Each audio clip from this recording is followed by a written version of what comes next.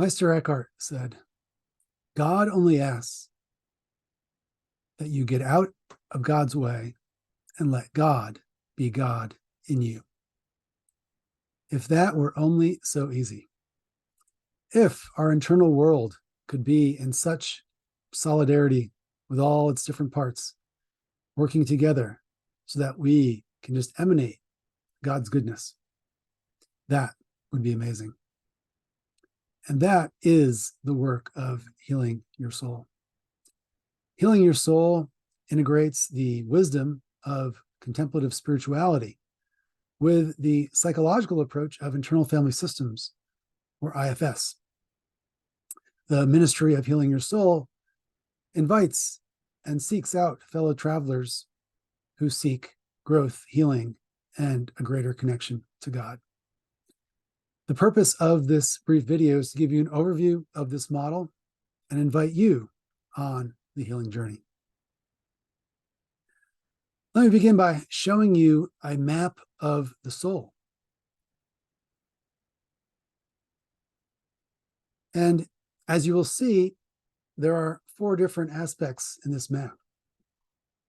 Now, in IFS, we believe that the psyche is made up of many different parts. Might sound funny to think of that. We're not talking about multiple personalities. What we're recognizing is, though, that there are many different parts within us. And often it's when those parts are not in concert with one another that we experience distress or issues in our life. Before we get to understanding these different parts, which you'll see around the outside of this circle, I want to hone in on the center of the circle, which is the core self. The core self is the essence of who you are. Your core self is Imago Dei, created in the image and likeness of God. It is that space within you which has the divine imprint of God. As such, it can never be damaged. It is the original blessing with which you were given when you came into this world, and it can never be damaged no matter what you experience in your life. This core self is relational, just as our God is relational in Trinity. Core self is relational. Core self can be likened to the conductor of the orchestra. At the center, guiding the orchestra and needing the many different members of the orchestra, which are going to be the different parts that we'll hear about shortly. This core self, we might think of more as an energy because it's really not a part. Energy sounds kind of funny. You might think like the Holy Spirit. Sometimes core self can be referred to as the spirit-led self. Again, carrying that energy of the spirit as we go out into the world and as we work with the different parts within us. They're often dubbed the 8 C's of the core self: calm, curious, confident, creative, clarity, compassion, courageous, and connected. When we come from those 8 C's, we are probably coming more from core self. You might think of one of those times when you felt like you were just in the zone. Life was working well. That's that energy of core self. Now, none of us can be in this place all the time as we are dealing with life. And so what are these other parts that I am talking about? Well, there's really 3 clusters of parts. The managers and firefighters, actually, we can refer to both of them as protector parts. And then there are the exiles. Let's start there. The exiles are the young, vulnerable, wounded parts that have experienced trauma, whether big or small. And they carry the memories, the sensations, and the emotions of the past event.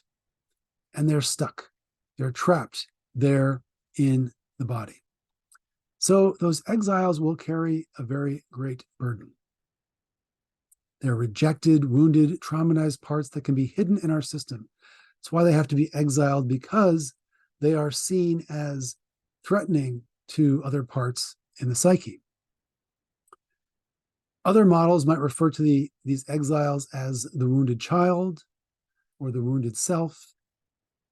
Again, connecting with those young wounds that we experienced. If exiles had a motto, it would be, don't forget about us.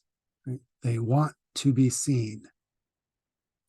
And so a big part of our work will be working with our protectors to connect with these exiles. Now, as I mentioned, because they carry such pain, and in childhood, we developed emergency solutions in early childhood as a way of coping with our environment. And as Richard Rohr reminds us, these mechanisms we developed were necessary for our survival. And so we want to recognize that these are very adaptive parts that come in, and not look at them as ego in ways that get negative connotations, but really see these as parts that adapted in a very healthy way. As we'll see, though, it's when they get stuck in their roles that they can lead us into doing destructive or damaging behaviors. Now, these protectors are divided into two. There are the managers and the firefighters. So managers are the proactive parts that really run your daily life. And for the most part, they do a pretty good job at it. And we tend to like some of these managers, such as those that keep us organized, those that manage our daily life, keep us going. And they do so to create that illusion of safety. We want to feel like we are in control, managing our life. And again, though, their real mission, though, is to keep us from re-experiencing the pain of exiles. In essence, their motto would be, I'm never going to let this happen again. So they're out in front. Now, these managers are what are often referred to as the ego in other models. And here's where we're going to see they can often get that bad rap, because they're parts that can be people-pleasing or perfectionistic. They're parts that can come in and seemingly self-sabotage us or carry a lot of anxiety.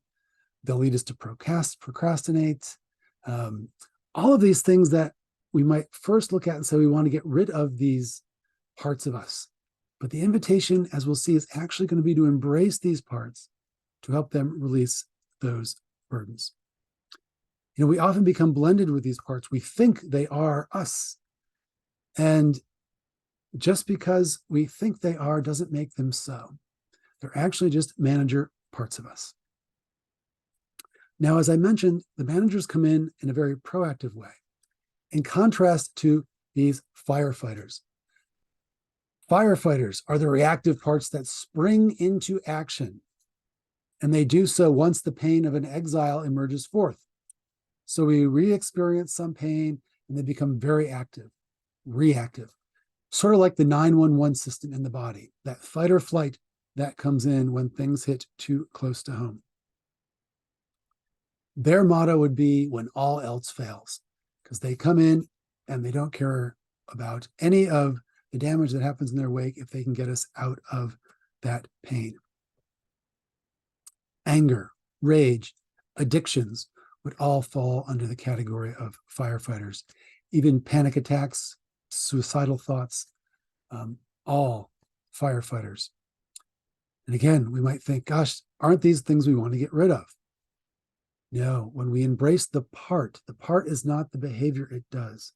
When we embrace the part, we can help work with it to help it ease back. So these are the different parts of the system. Again, the goal, if you will, of the system is to invite self-leadership, to be led from that place of core self, the place where we connect with God. And so in this process, there's a healing journey, and there's 3 steps to this journey that I want to share with you now.